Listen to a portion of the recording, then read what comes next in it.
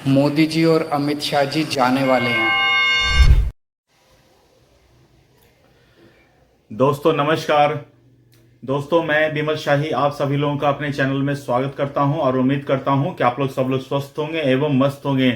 सभी राष्ट्रवादियों और सनातनियों से ये निवेदन रहेगा कि आप लोग मेरे चैनल को सब्सक्राइब कर लीजिए और वीडियो को लाइक एवं शेयर भी कीजिए। दोस्तों हम लोग बात करने जा रहे हैं अरविंद केजरीवाल के बारे में।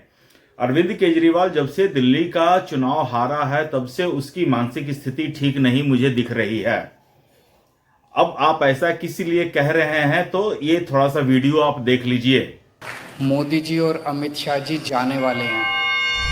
मैं बहुत ज़्यादा अनुभवी तो नहीं हूँ। स्टेज के ऊपर बहुत महानुभाव लोग बैठे हैं जो कि राजनीति में बहुत ज़्यादा अनुभव रखते हैं, लेकिन मेरा दिल कहता है और मेरी थोड़ी बहुत पॉलिटिकल समझ कहती है कि शायद मोदी जी 2026 पूरा नहीं करेंगे प्रधानमंत्री के तौर पर। मोदी जी और अमित शाह जी जाने वाले हैं। उनका इस वीडियो में अरविंद केजरीवाल भविष्यवाणी कर रहा है। वो अब भविष्य वक्ता बन चुका है। अपनी कुंडली तो देख नहीं पाया है, दूसरों की कुंडली अब निहारता फिर रहा है। तो इसीलिए मैंने कहा कि अरविंद केजरीवाल थोड़ा सा विक्षिप्त हो चुका है। उसकी मानसिकता ऐसी हो चुकी है कि नरेंद्र मोदी से नफरत तो वो करता ही था। आप उसके पुराने वीडियोस देख लीजिए। यही अरविंद केजरीवाल है ना जो विधानसभा चुनाव से पहले कहता था, मोदी जी इस जन्म में तो आप हमको दिल्ली में हरा नहीं सकते हैं, आपको एक और जन्म लेना पड़ेगा। यह अरविंद केजरीवाल का ही वक्तव्य है। और अरविंद केजरीवाल को मोदी ने इसी जन्म में दिल्ली में हराया और आज वो कह रहा है कि दिल्ली विधानसभा चुनाव में मोदी जी ने बेईमानी करके जीता, इसको जेल में डालकर जीता। तरह तरह की बातें अरविंद केजरीवाल कहता फिर रहा है। एक्चुअली ये मुझे लगता है इसका मानसिक संतुलन खराब हो चुका है।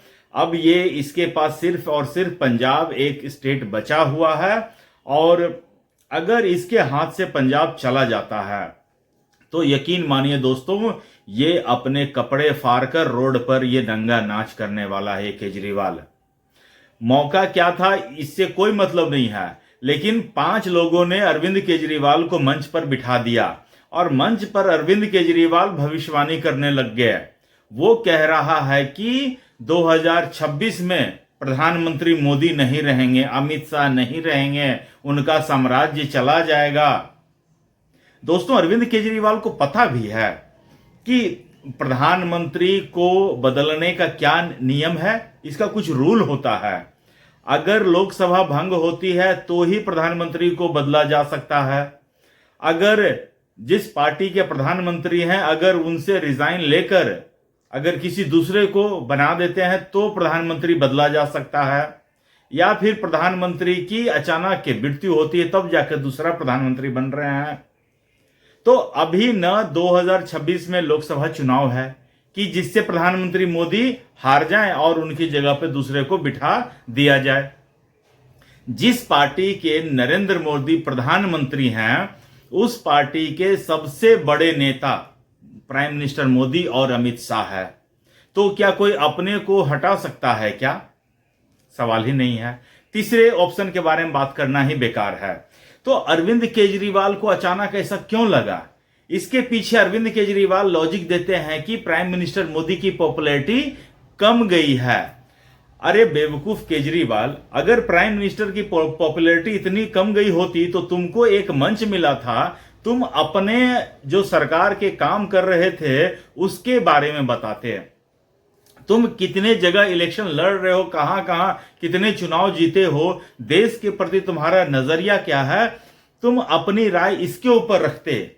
लेकिन इतना बड़ा मंच मिलने के बाद तुम बात क्या कर रहे हो? मोदी के बारे में बात कर रहे हो। तुम बात क्या कर रहे हो? अमित शाह के बारे में बात कर रहे हो। तुम्हें तो हर एक समय दिलो दिमाग पर मोदी अमित शाह छाया हुआ है, क्योंकि मोदी और अमित शाह ने अच्छे से तुम्हें ठोका है। ठीक है ना? तो इसीलिए अरविंद केजरीवाल बहुत ज्यादा बेचैन है। न सिर्फ अरविंद केजरीवाल, उस मंच पर और भी लोग बैठे थे। अरविंद केजरीवाल कहता है जो थोड़ी बहुत मेरी पॉलिटिकल समझ है। सोचिए दोस्तों, ये पॉलिटिकल, और उसके बगल में कपिल सिब्बल भी थे।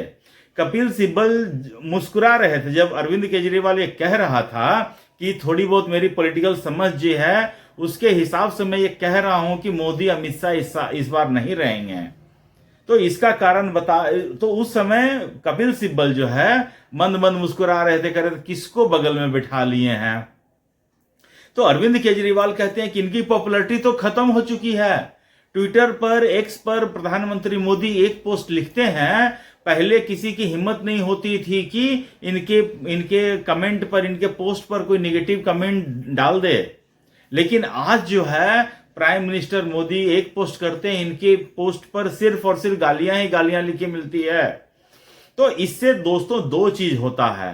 अगर ये अपोजिशन वाले ये आरोप लगाते हैं कि मोदी फासिज्म है, मोदी हिटलर है, मोदी तानाशाह है, तो कोई तानाशाह के ऊपर आकर कोई कमेंट तो कर नहीं सकता है। तो इसका मतलब ये है कि या तो जो बोलते हैं, जो आरोप लगाते हैं कि मोदी तानाशाह है, वो झूठ है, या फिर इस देश में लोगों को स्वतंत्रता है, जिसको मर्जी उसको गाली दे दे। अरविंद केजरीवाल तो इतना स्वतंत्र आदमी है कि उसको तो लोग जब चाहे उसको थप्पड़ मार देता है। लेकिन दोस्तों, ये आदमी अरविंद केजरीवाल कितना खतरनाक आदमी है कि पंजाब में कोई भी अखबार इसके या भगवंत मान के सरकार के खिलाफ एक लाइन लिख देता है तो उस सरकार, उस प्रेस के ऊपर सेंसर लगा के रखा है। उस अखबार की प्रतियां जो हैं वो पंजाब से बाहर जाने नहीं देते हैं ये लोग। इतना ये लोग प्रेस की स्वतंत्रता के ये लोग पैरवीकार करते थे कि प्रेस को आजादी मिलनी चाहिए। मोदी सरकार ने प्रेस को अपने कब्जे में ले रखा है और अरविंद केजरीवाल और भगवंत मान अपने स्टेट में ये करते हैं। दोस्तों, 2 दिन से अरविंद केजरीवाल का एक जो तस्वीर है वो काफी चल रहा है, जिसमें अरविंद केजरीवाल एक प्राइवेट जेट के आगे खड़े हैं। याद है ना दोस्तों, अरविंद केजरीवाल यही अरविंद केजरीवाल है जो ब्लू कलर की वैगनार से चलता था और कहता था कि मैं तो जी आम आदमी हूं, 2 BHK के फ्लैट से मेरा काम चल जाता है। इस आदमी की, इस क्रिमिनल आदमी की, इस करप्ट आदमी की भूख इतनी है कि पंजाब से गोवा जाना हो या पंजाब से गुजरात जाना हो तो ये अपने नौकर भगवंत मान को कहता है कि मुझे प्राइवेट जेट चाहिए और एक प्राइवेट जेट से चलता है। आज एक्स पर स्वाति मालीवाल ने पोस्ट भी लिखा कि ये जो अरविंद केजरीवाल प्राइवेट जेट से चलता है, इसका खर्चा कौन उठाता है।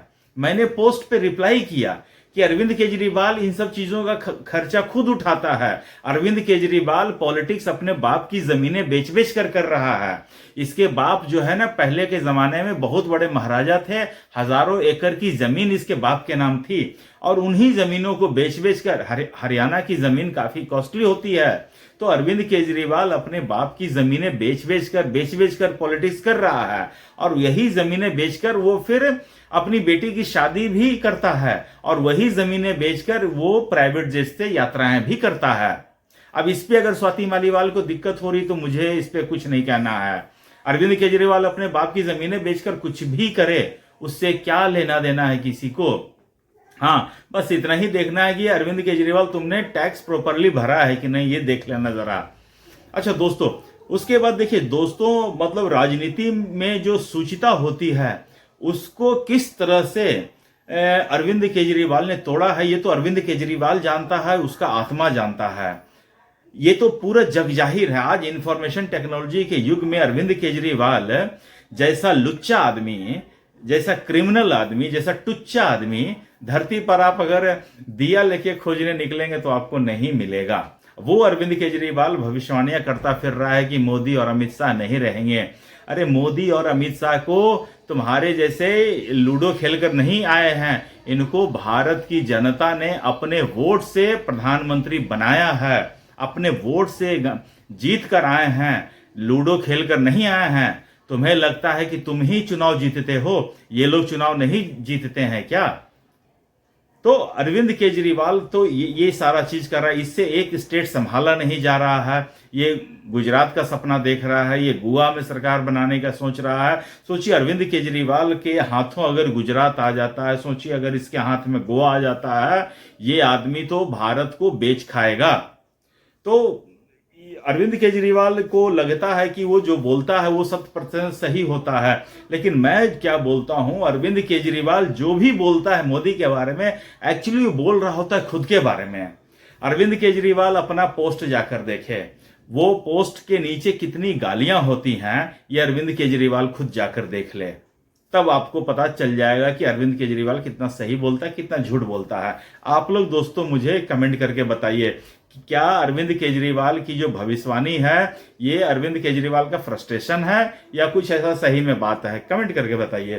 दोस्तों मुझे आज के लिए इतना ही अपडेट देना था। आप लोग अपना ख्याल रखिए, स्वस्थ रहिए, मस्त रहिए। तब तक के लिए नमस्कार, बाय।